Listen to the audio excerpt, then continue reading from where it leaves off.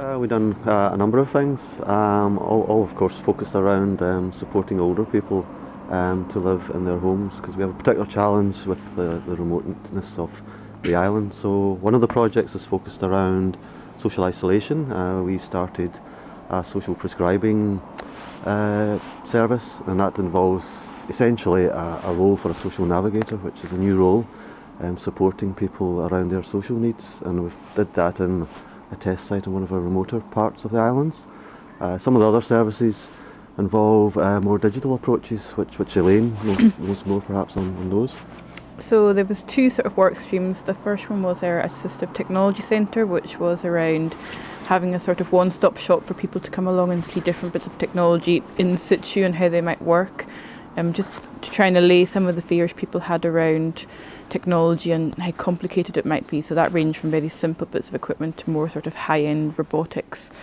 And then the other work stream was our intergenerational work with a primary school and a care home in South Uist, just via technologies, via VC, Link and Beam technology initially, just to kind of share learning, share language, share experience, all that kind of thing. Mm-hmm.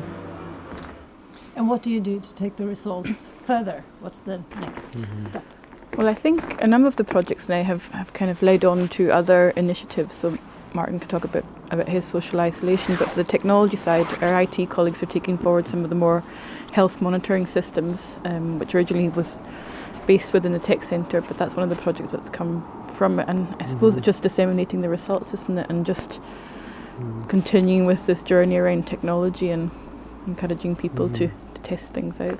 Certainly the positive results we've had so far from a few of the services have encouraged us to explore ways in which we can keep them going and sustain them. So certainly the Social Navigator scheme, we have another project through the European Union where we're extending that concept into further parts of the island, and we're looking at also extending the digital role around social support, because we've done quite a bit, as Elaine mentions, around e-health support, but looking to take digital approaches to more social support. So a couple of projects where we're looking to do that. So yes, I think it's been very positive in terms of allowing us to test that out.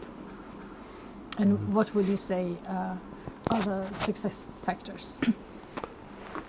I guess for us it's more about a capacity and a confidence in people around technology. People are very accepting of it, and where perhaps we were scared that people would see it as a replacement for a service or taken away from a service, actually people see it as more enhanced and very supportive, and people have really engaged, especially the community. They've really taken it on board and run with it, so it's made our job a lot easier. Yes, I would agree with that. For me it's seeing the wider community embrace these approaches, as well as the healthcare staff who are obviously critical to it as well. So it's been a collective kind of eyes opening to these new approaches and the potential that they can offer to do things differently, which of course we need to do, given our challenges. So yes, good.